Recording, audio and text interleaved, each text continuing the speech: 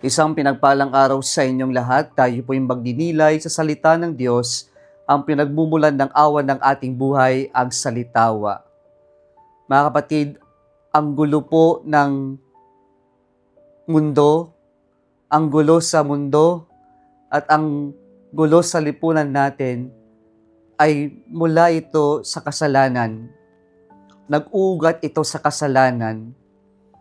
At yung isang napakalakas na kasalanan na umiiral sa panahon natin ngayon ay ang umasta tayo na tayo ang nagmamay-ari sa lahat ng bagay sa mundo at kung saan meron tayong kalayaan na gawin kung anuman ang gusto natin sa mga bagay dito sa mundong ginagalawan natin.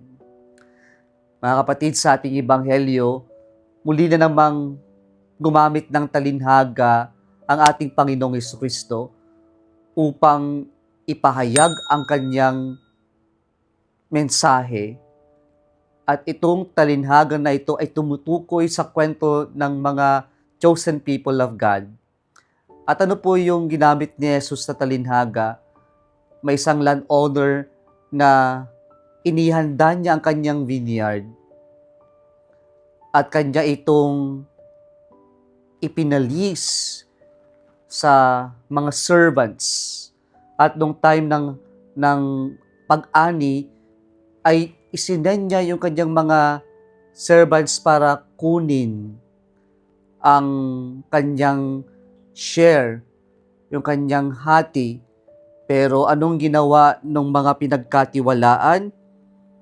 Sinaktan, pinapatay, ikinulong, pinagbabato. And finally, ipinadala niya ang kanyang anak, knowing that expecting that they will respect his son. Pero ano pong ginawa?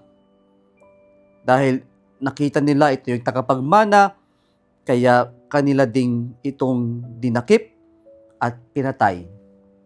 Mga kapatid, ang landowner po ay ang Diyos. Ang vineyard ay ang Israel. At ang mga pinagkatiwalaan ng stewards ay ang the chosen people of God.